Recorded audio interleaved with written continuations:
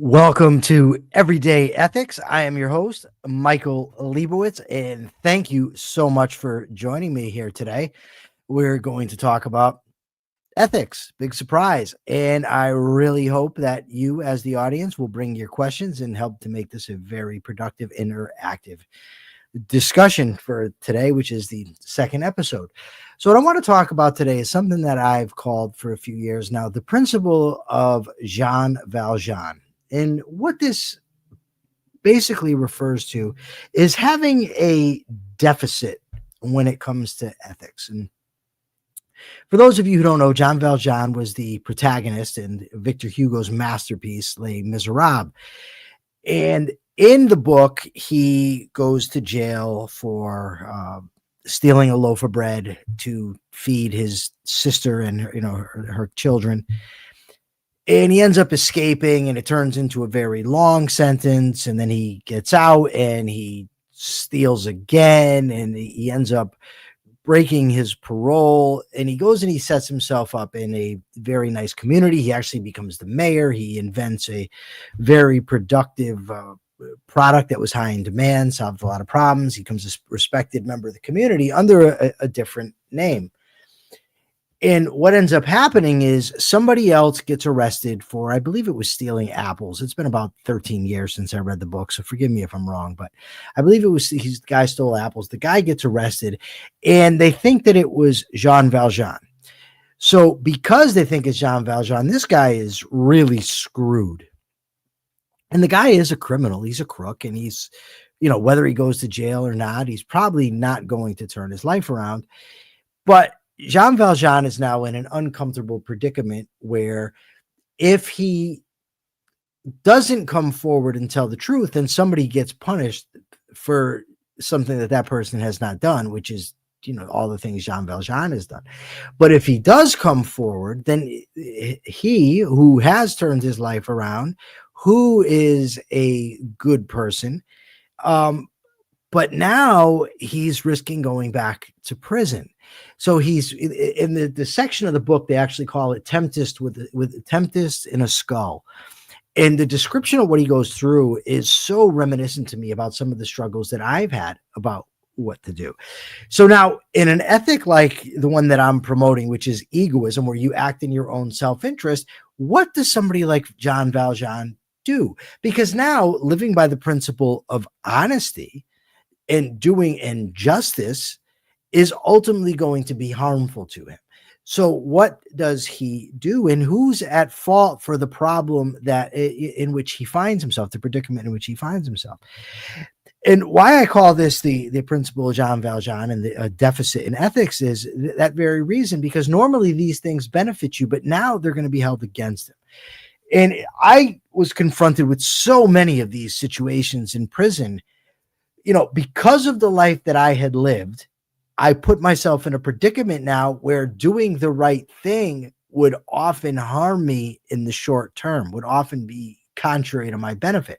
For instance, in prison, if you want to have the good cleaning stuff, there's only one way to get it. People have to steal it and give it to you, or you steal it yourself and keep it in your cell. So we went without it. And it got to the point where Brent and I'm talking about my cellmate Brent, we went without so many of the amenities that make prisons somewhat livable because it was the right thing to do. And in the short run, it looks like, okay, well, you're not acting in your own interest. You're doing these things and they're harming you. And perhaps the biggest instance of this is I was going up for a sentence modification hearing that had to be approved by the prosecutor, Matthew Gdansky. Now, Brent and I, during this time, while I was still waiting for Mr. Gdansky to make his decision, wrote the book Down the Rabbit Hole, How the Culture of Corrections Encourages Crime, which was a very controversial book. It hadn't been published yet, but I knew it would be. And I also knew there was a chance that if Gdansky granted me a modification, he would face backlash given the book that Brent and I wrote criticizing the Department of Correction. So I had to weigh it. Do I contact Gdansky and tell him about the book that Brent and I had written and that was going to be published? knowing that it might cost me my sentence modification and leave me in prison longer than I otherwise would do. So being forthcoming, being honest was actually had the possibility of working to my detriment.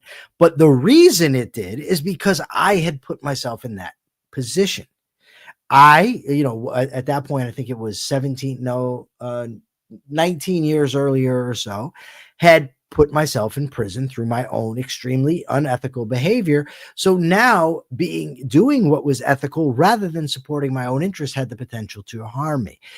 So what do you do in these situations? And I mean, ultimately I called them up and I told them, and the principle that I was living by was, if I can't tell the truth and I can't be honest and can't do what's right, then how am I ever going to act in my own interest on a rational basis when I get out of prison?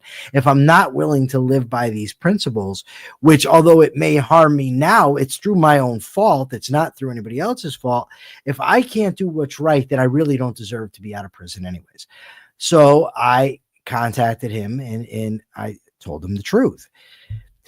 And I think that is the right approach to take. And I'm reminded of, there's a story in the Talmud, and I may butcher it. If I do, it's the principle is accurate.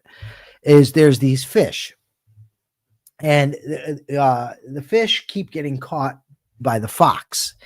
The fox is going to get them while they're swimming in their stream. So a couple of the fish come up with the idea and they say, hey, why don't we just get out of the water and then the fox won't be able to get us. Now, of course, if fish are out of water, what happens to them? They die.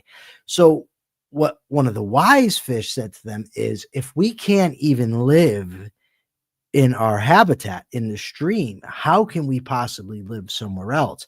And what they were talking about ultimately was analogous to the Torah and to the Talmud, because they were talking about maybe we shouldn't practice these things because then whatever empire, I think it was the Roman Empire, was in power.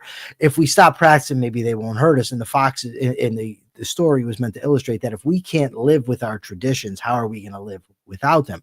And so my position at the time was, if doing what's right, if I can't live doing what's right, then how am I ever going to live at all? And I'm so glad that I made that decision. It didn't ultimately end up costing me anything. So it worked. It redounded to my benefit, and it has to the long term. Now, I almost got maybe too stubborn with this principle. Before I ever went into court to have my sentence modified, my lawyer told me, he said, listen, Gdansky's going to agree to a modification, but he is going to have you agree on the record that this is it, that you will never attempt down in the future to get any more time taken off your sentence. That's what my lawyer told me. Now, in fact, Gdansky never had me commit to that on the record. It never occurred. So a few years later, I told Subby, listen, my friend Subby, can you get in touch with Gdansky?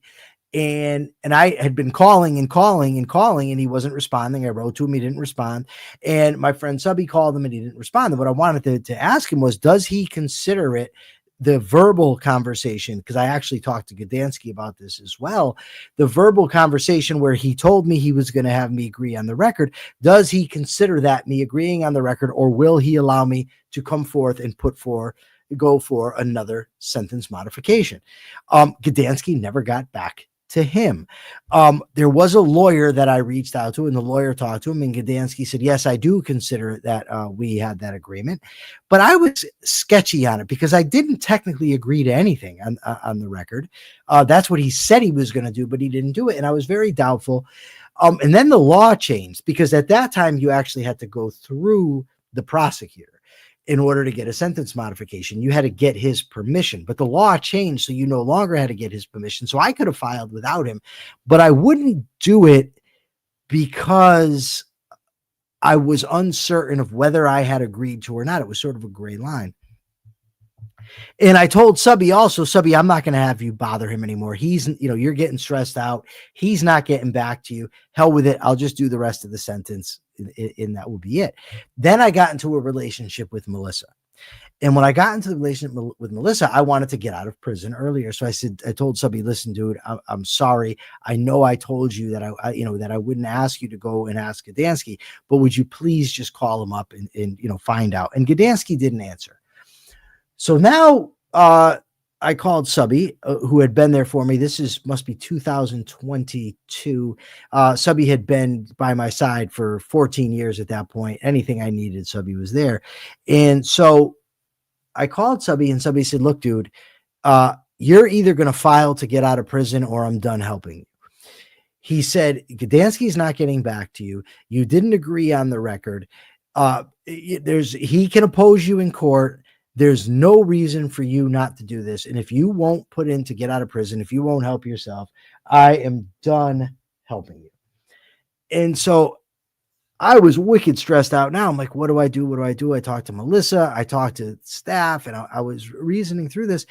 But I ultimately then concluded, look, he could have put it on the record. He said he was going to do it. He did not do that. He now won't answer my questions. So in that situation, I resolved that I was going to file to get out of prison, and I got 3 more years taken off my sentence, and I ultimately got out. It ended up being 5 years earlier, as opposed to the 2 years earlier that I was going to be out earlier.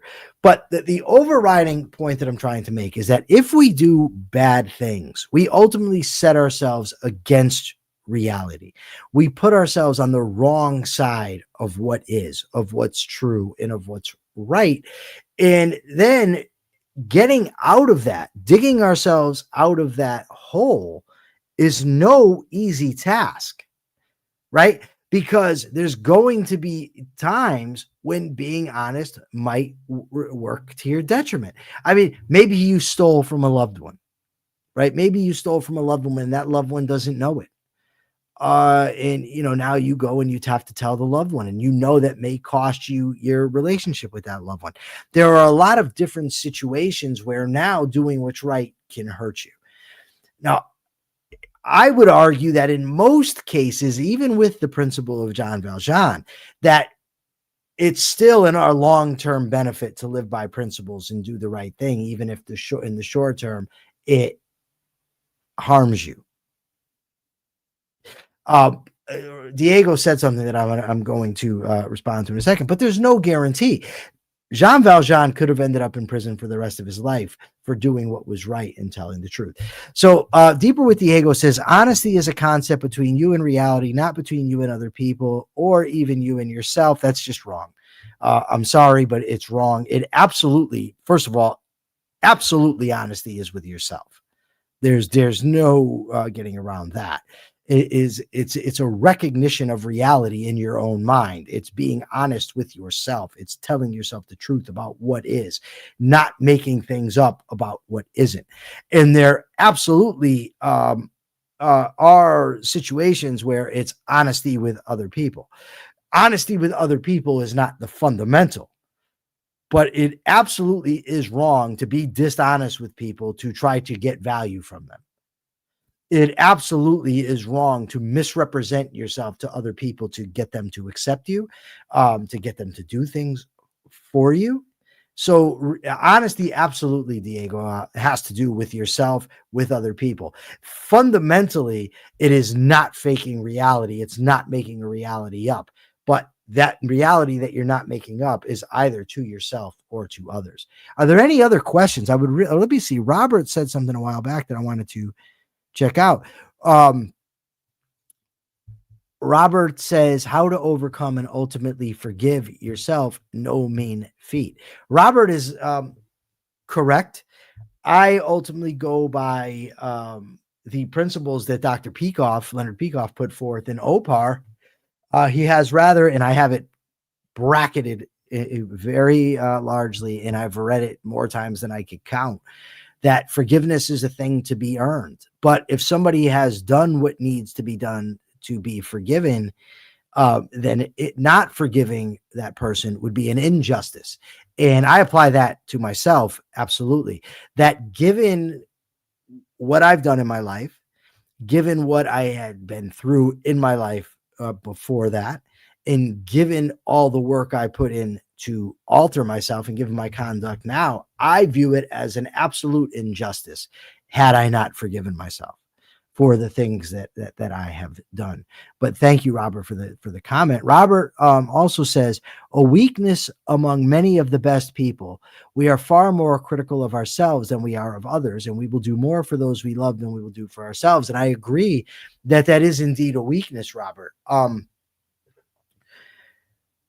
I think that it's important to judge ourselves, but I think that having a proper standard is what is absolutely necessary. And again, I will turn to Dr. Peikoff because he talked about that, how people's self-esteem sometimes suffers because they judge themselves by an irrational standard, by the impossible, by things that they couldn't possibly have done.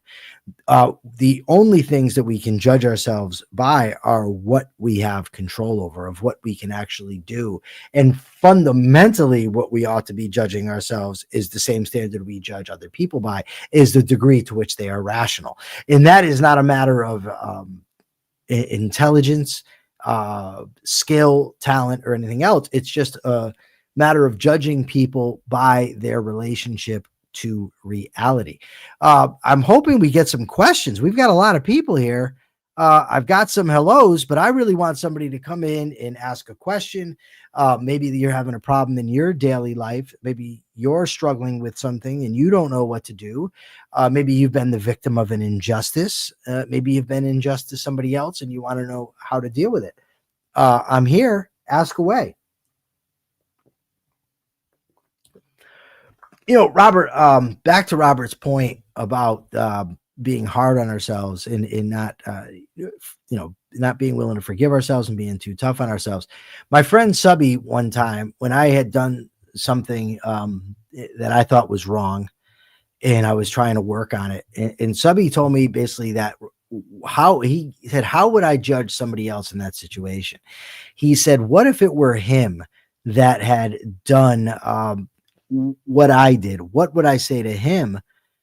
And he said, he told me I should write myself a letter as if I was writing it to somebody else who had done the same thing. And that helped me immensely because it helped me to put things in context and see, am I being unjust? Am I being irrational here in the way that I am viewing myself?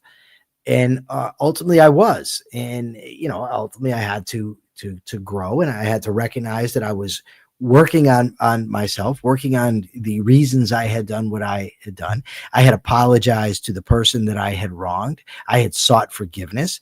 I did whatever I could. And that person, by the way, forgave me. It was my friend, Carlos. I mean, it's not, I'm not trying to be, what's the word I'm looking for here? Like secretive or slippery here. It's just, whatever. But Jenna Kleem says she has brain fog. That I don't know how to help with. Maybe drink water. I hear it clears up the head, and that's why I've got some here. But back to, I once heard it said that most ethical dilemmas aren't dilemmas at all. What they are situations where we know the right thing to do, and we just don't want to do it. We want to do something differently. So I think there's something to that. I don't think it works all the time. It's especially, I think, ethical dilemmas arise. So Pragmatic Cloud says, being honest in a professional context is difficult, especially in sales. I would like to know what you mean by difficult, because in Understanding Objectivism, not OPAR, but his book Understanding Objectivism, Leonard Peikoff talks about you need to see abstract principles. He said that they need to be like a truck coming at you. He said nobody tries to evade the reality of a truck hitting them. Everybody knows that if the truck hits them, they're going to die. So they don't try to pretend that. But in the realm of the abstract, sometimes the consequences are down the line, so it becomes easier to fake reality, easier to evade, easier to do what's wrong. But nonetheless, the consequences are just as certain. And he said, what you want to do is be able to see the consequences of those abstract principles as if they were the truck, make them that concrete, bring them down to the concrete every time. So what I would say is this: if I'm in sales and I want to grow, It's not in my interest to temporarily take a job where somebody expects me to be, um, I don't know what the ego's talking to, but if I understand it's not in my long term interest to work for somebody who wants me to lie, who's going to encourage me to lie, ultimately one lie begets another lie, and ultimately your reputation suffers. So you might, and it not only suffers with others, but it suffers with you yourself. Um, I personally don't see how that can be a benefit to somebody. So if I'm selling them something and I misrepresent what I'm selling, that person's going to find out, and other people are going to find out. And now my reputation's garbage. And now when it comes time to go work for a more honest establishment, maybe I can't do it. Maybe they don't want me. Maybe they know. So I think pragmatic clouds, it's really a matter of looking toward the long range. Always look long range. How are my actions today going to affect me today, tomorrow, 5 years from now? Not only in terms of the concrete consequences, but in terms of what's going on in my own mind. How am I going to feel about myself? How am I going to think about myself and judge myself based on these actions going forward? What am I going to be teaching myself? Am I going to be teaching myself that I have to lie? Am I going to be reinforcing that in my own mind over and over again? Am I going to come to see myself as the kind of person who lies for short-term gain, who's not principled, who's not a person of integrity? That's not who I want to be. I don't think it's in my interest to be that way. And I don't think it's in your interest either, pragmatic clouds. Now, Persephone, who prays for Satan, says she knows exactly what he means. Persephone, I would like to know what exactly you mean. Pragmatic Cloud says, what about white lies? What about them? Why should I fake reality to make somebody else feel better about something that's not true? It depends what you're talking about. If somebody is trying to steal from me, get something from me, treating me unjustly, or if somebody wants me to provide them with information that, quite frankly, is none of their goddamn business, lying in those circumstances is a different idea. That's self-defense. That's akin to self-defense. Self-defense is not the same as initiating force. And lying to protect my values is not the same thing as lying to gain values. But if you're saying, like, if I'm going to tell somebody, oh, you look nice when they really don't, or your cooking's good when it actually isn't, no, I think that's absolutely immoral. I do not think that I should be faking reality. I don't think it's in anybody's interest to be lied to in that way. I don't want people telling me things that aren't true to try to make me feel better. Some of the best things that have ever happened to me have been people telling me hard truths about myself. I'll give you an example. When I was 21 years old, I had been in jail for 9 months. And I got a cellmate who had been in jail for 20 plus years. And he was doing a triple life sentence. He was never getting, out of prison. He ended up dying in prison decades later. And we were talking one day, and I said to him, Scott, I don't think I belong in prison. And he said, the Liebowitz, you are exactly where you need to be. Look what you've done. I said, the witnesses in my case, they all lied on me. I said, they all got up there and said they were afraid of me. And he said, Liebowitz, if all these people are saying they're afraid of you, maybe they were. And I said, oh my God, that's true. You're right. It wasn't comfortable to hear. I've had to say things to myself. I've had to hear things from other people that have not been comfortable to hear, but that's how I was able to grow. So if I'm going out and I've got a snot coming out of my nose that I don't see how it's in my interest for somebody not to tell me it's there. If my pants are falling down, if I've got a stain I don't have, I want to be told the truth. Jenna Kleem, you said, why would I deliberately hurt someone? I don't know if you're talking to me or if you're talking to somebody else, but it's not about deliberately hurting someone. If somebody asks me a question about how they look, for instance, are they expecting me to lie? Because if they are, then they're deliberately attempting to hurt me. They're assaulting my character. They're assaulting my integrity. They're asking me, in essence, to lie to make them feel better. So they are the ones that are the cause of this, not me. I don't go around deliberately telling people, hey, you look like shit. Hey, that's terrible. That's not good. Things like that. But if somebody asks me, or if it's a friend that I care about and that friend is doing something wrong, doing something that's going to harm them, I'm going to tell them, because I want people to tell me the same thing. I want people to be honest with me. Pragmatic Cloud says, I am young, but I guess it's difficult to network being sincere about everything. I would say, with whom are you trying to network? Are you trying to network with the type of people that want to be BS, that want to be lied to, that want to deal with everything on a superficial level? Or are you dealing with people that need to be told hard truths, that want to be told hard truths?